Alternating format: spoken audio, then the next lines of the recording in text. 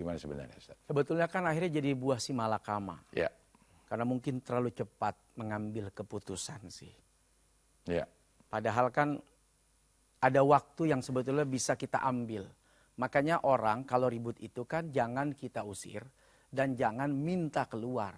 Untuk apa? Untuk merenung. Silahkan, mau pisah ranjang nggak apa-apa. Pisah kamar boleh. Biar apa? Kedua-duanya tafakur, ya Allah. Saya kalau gini terus, apa keadaan rumah tangga saya? Ya Allah, kalau saya harus lapor, apa resikonya? Apa. Udahlah, saya nggak mau lapor, tapi sepakat mau berubah. Tapi kalau kayaknya udah terlalu sering saya mendapatkan, tidak ada jalan lain kecuali saya selesaikan di pengadilan. Saya mau minta cerai, kalau minta cerai pasti ada alasan. Alasannya KDRT, ya sudah. Mungkin tidak melapor polisi, tapi melapor cukup ke pengadilan. Tidak ada tindakan hukum, misal karena tidak ada laporan, tapi perceraian berjalan. Setelah apa? Hasil renungan yang matang. Kalau maksudnya, ini misalnya si istri yang mengalami KDRT ya. Maksudnya begini, lu jangan macam-macam lagi dah. Gue sebenarnya masih mau. Supaya dipastikan lu nggak macam-macam lagi, lu gue laporin. Ini gue nggak main-main nih. Kalau lu melakukan ini, pasti gue laporin lagi gitu. Ya. Jadi untuk menjaga supaya hal ini tidak terjadi lagi. Betul. Memberi pelajaran bahwa gue lagi nggak bercanda nih. Gue nggak bercanda nih. Bener-bener kalau lu satu kali ngerjain, gue pasti akan lapor lagi laporkan. dan gue terusin gitu. Nah, ini kalau bukan orang public figure. Oh. Ya dengan gampang gitu, gue ke polisi ini gue mau ngelaporin lo. Ya udah cuman polisi sama keluarga yang tahu. Ya. CRT udah cukup. Tapi kalau public figure misalnya, pasti tahulah saat melapor, laporan apa. Semua orang pasti akan membuka. Ya. Harus dipikirkan matang-matang. Bukan tidak boleh, hak. Ya. Hak si perempuan, laporkan. Ini sudah tidak bisa dibiarkan. Benar. Hak dia. Ya. Karena dia dianiaya. Ya. Kemudian mau kembali lagi. Itu juga haknya. Ya. Tapi kemudian publik sudah terlanjur ramai. Iya. Kita memang nggak pernah bisa ngejudge sama sesuatu yang kita tidak 100% tahu permasalahan di dalam ya. Tapi kalau misalnya itu KDRT itu aib gak sih, Ustaz?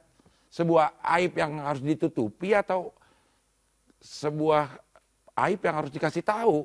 Ada kan misalnya kebunuh. Oh, iya. Kan kita harus kasih tahu. Betul. Aib orang juga dia melakukan maksiat gitu kan. Nah, KDRT dalam rumah itu, dalam rumah tangga itu aib yang harus ditutupi apa aib yang harus dilaporin ke. Kalau sudah mengancam nyawa, mengancam jiwa, mengancam rusaknya kita punya badan, muka, wajah, kasih tahu aja kepada siapa. Kalau mau lapor polisi, lapor dah.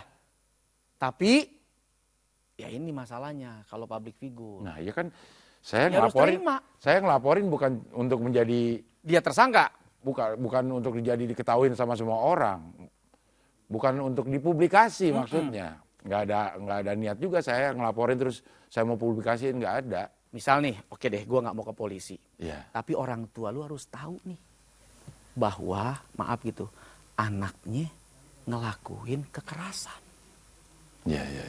Gue bengep nih. Ditabok nih. Ini penganiayaan. Lapor kepada orang tua. Pak, saya dipukul pak. Sama anak bapak. Kan mertua juga orang tua. Laporkan saja. Siapa tahu nasihat orang tuanya berkenan didengarkan. Kalau istrinya menyampaikan tidak didengarkan. Oke. Ya. Setelah itu ya silakanlah step by step. Lapor sampai pada titik terserah deh. Mau di penjara, terserah deh. Yang penting gue mau selesai. Itu sudah tahap akhir sih sebenarnya. Oke. Tapi jangan ditutupi juga karena iya kalau dia berhenti, kalau dia makin ganas, nah itu makin gawat penganiayaannya, akhirnya orang nggak ada yang tahu sehingga disesali. Kenapa lu nggak cerita? Kalau lu dalam keadaan gawat, kalau lu dalam keadaan terancam, itu juga salah tidak menceritakan. Tapi kepada yang pas untuk diceritakan sekurang-kurangnya pada orang tuanya. Oke, ya. Baik, ini ada pertanyaan dari hamba Allah ini. Assalamualaikum Ustadz.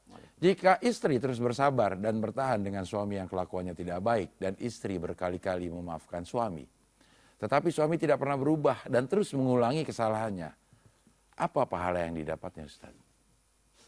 Ini pasti belum jelas. Berkali-kali itu mengulangnya kalau KDRT mah. Ya.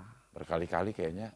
Ya, jangan sampai kita merelakan wajah kita, ya, kemudian remuk, ya, hancur, karena ini juga bagian dari kehormatan ya, diri.